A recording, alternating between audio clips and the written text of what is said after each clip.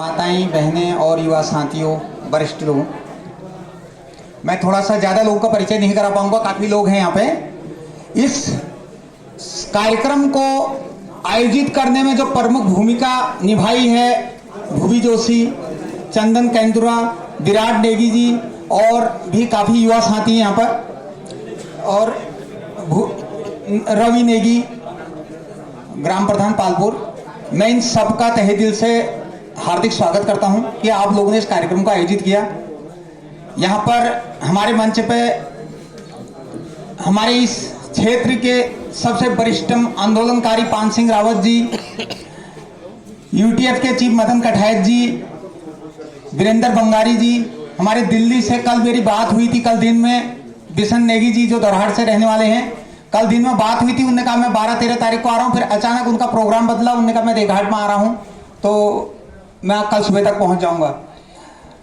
हमारी वरिष्ठ महिला कार्यकर्ता और वरिष्ठ आंदोलनकारी श्रीमती कांता रावत जी भी यहाँ पर पहुंची हैं। रानीखेत जिला अध्यक्ष महिला प्रकोष्ठ गीता नेगी जी भी यहाँ पर पहुंची हैं। हमारे अध्यक्ष जी, रानीखेत जिला के अध्यक्ष जी जगदीश रौतेला जी, मीडिया प्रभारी विजय पंत जी और यूथ के महामंत्री, जिला महामंत्री गणेश अधिकारी जी और गोपी बिष्ट जी, तमाम लोग यहां पर पहुंचे हुए हैं। मैं सबका हार्दिक अभिनंदन करता हूं। साथियों, मेरे को नवंबर 27 तारीख को 2024 में उत्तराखंड क्रांति दल ने यहां अल्मोड़ा, बागेश्वर और रानीखेत का प्रभारी, संगठन मंत्री प्रभारी नियुक्त किया था। और उस वक्त जब मैंने एक विजन बनाया था कि मैं हर हाल से मार्च 2026 तक इस संगठन को गांव-गांव ले जाने की प्रयास करूंगा। लेकिन एक बहुत ही इतनी मुश्किलों का सामना करके हम लोग आज यहां तक पहुंचे हैं इस संगठन को पुनः स्थापित करने में, जिसमें रानीखेत जिलाध्यक्ष मेरे बड़े भाई जगदीश रौतेला जी का बहुत बड़ा योगदान रहा।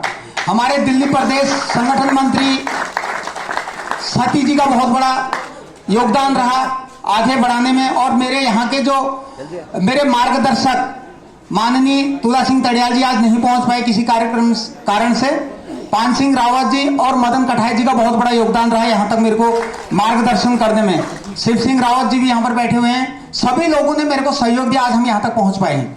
मैं ज्यादा बात नहीं करूंगा, मैं सीधे संगठन के ऊपर आता हूं, क्योंकि कल रात भी हम 1:45 बजे तक मीटिंग में थे। कल रात को भी 1:45 बजे तक मीटिंग में थे और अमूमन मैं 24/7 काम कर रहा हूं संगठन के लिए। ये नहीं कि मैं हर जगह पहुंचूं, ऐसा नहीं है, क्योंकि मेरे पास 8 विधानसभाएं हैं और 14-15 विकास खंड हैं। और मैं प्रयास करता हूं कि अगर मैं मीटिंग में ना भी पहुंच पाऊं तो लगातार लोगों से संपर्क करूं।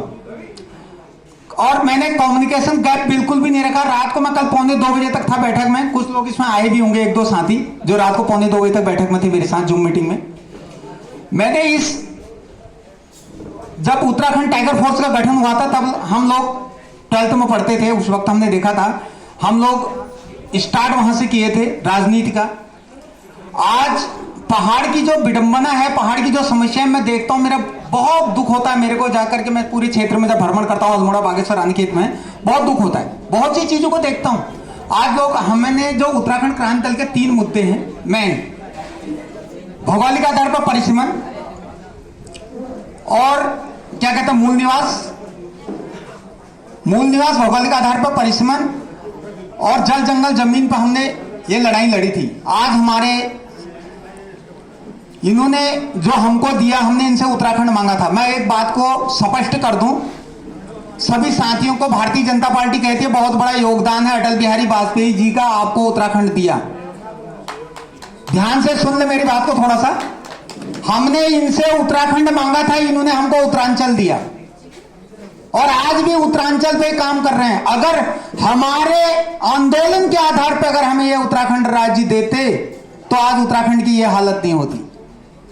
हमने उत्तराखंड मांगा था, 23 जिले, 22 या 23 जिले मांगे थे, छोटे छोटे जिले मांगे थे, विकास कार्य के लिए अच्छे होते थे। 70 हमने 108 विधानसभाओं का इनको परिसीमन दिया था, इनने वो नहीं करा। अब मैं स्टेप बाय स्टेप आता हूं। भौगोलिक आधार पर परिसीमन, ध्यान से सुन लें सभी लोग। हमारे हिंदुस्तान में 10 राज्य हैं जो पर्वतीय पहाड़ी क्षेत्र के राज्य हैं, जिसमें उत्तराखंड एक अपने आप में एक अलग राज्य इन्होंने ऐसा बनाया जहां पर जनसंख्या के आधार पर इन्होंने परिसीमन किया विधानसभाओं का। किसी भी राज्य में, पहाड़ी राज्यों में कोई भी राज्य ऐसा नहीं है जो 50,000 से ऊपर जनसंख्या पर एक विधायक हो। 16,000 जनसंख्या पे भी एक विधायक है, लेकिन उत्तराखंड को इन्होंने एक ऐसा मक्कर जाल में फंसाया दोनों राष्ट्रीय पार्टियों ने। हमारी 85,000 जनसंख्या पर एक विधानसभा है। अगर एक व्यक्ति अगर सल्ट विधानसभा के अंदर अगर इस कोने से उस कोने पर जाता है तो वो पूरी विधानसभा को कवर नहीं कर पाता है। ये हमारे साथ इन्होंने छल किया। ये ऐसा उत्तरांचल हमको दिया। हमने इन्हें हरिद्वार का तराई क्षेत्र नहीं मांगा था, हमने सिर्फ कुंभ क्षेत्र मांगा था। इन्होंने जानबूझ करके हमारे साथ इतना बड़ा छल किया, धोखा किया। हरिद्वार का पूरा क्षेत्र हमको दे दिया और आज हम अगर उत्तराखंड में चुनाव होते हैं तो ये लोग तराई क्षेत्र को एक कर लेते हैं और पहाड़ी क्षेत्र अपने आप छिटक जाता है। दूसरी चीज, मूल निवास। पूरे हिंदुस्तान में 37 राज्य हैं, 9 केंद्र शासित और 28 राज्य हैं, क्योंकि जम्मू कश्मीर और लद्दाख को अलग अलग करके डिवाइड करके इन्होंने 2 केंद्र शासित राज्य बनाए। किसी भी के राज्य में, यानी कि 37 में से 36 राज्यों में कहीं भी इन्होंने मूल निवास खत्म नहीं किया। उत्तराखंड में क्यों किया भाई? आप सारा प्रैक्टिकल, सारा ही मतलब क्रेडिट आप उत्तराखंड से ही लेना चाहते हैं, ऐसा क्यों भाई? किसी राष्ट्रीय पार्टी को यह बोलने का अधिकार नहीं। कोई राष्ट्रीय पार्टी इस बात में बहस नहीं करना चाहती। यह दूसरा धोखा इन्होंने किया। पहले भौगोलिक आधार पर परिसीमन नहीं किया, दूसरा हमको जो है यहां पर हमारे ऊपर जो क्या कहते हैं मूल निवास जो हमारा एक अधिकार था वो मूल निवास खत्म कर दिया इन्होंने। आज आपके सामने एक बात और कह रहा हूं, सब लोग आप जनता के बीच में जाओगे, आप लोग को जाना भी पड़ेगा। इन्होंने एक मुद्दा और उछाल दिया है राष्ट्रीय पार्टियों ने कि उत्तराखंड के जो मूल निवासी हो तो वहां के मूल निवासी है ही नहीं। यह बहस शुरू हो गई है सोशल मीडिया पर, आप सुन भी रहे होंगे कि ये मूल निवासी है ही नहीं यहाँ के। कहते हैं यहाँ के तो खास वंश जो है, एक खास वंश था जो 14वीं-15वीं शताब्दी में था, वह यहाँ का मूल निवासी है। यार हम तो मांग ही नहीं रहे ना 14-15वीं शताब्दी, हम तो 1950 वाला मांग रहे हैं। और जो व्यक्ति इसको प्रायोजित कर रहा है वह उत्तराखंड का ही मूल निवासी है, वह उत्तराखंड का ही मूल निवासी है। ये चीजें आपके सामने आने वाली हैं आने वाले कल में। तीसरा मुद्दा आ जाता है लिव एंड रिलेशन। ये हम अगर इनसे कोई बातचीत करते हैं तो यह कहते हैं हम भैया सनातनी पार्टी हैं, हम तो सनातन को लेकर चलते हैं। मैं आप लोगों को सबको सूचित करता हूं, सनातन हम भी मानते हैं, लेकिन हम हिंदू सनातन मानते हैं, भाजपा का सनातन नहीं।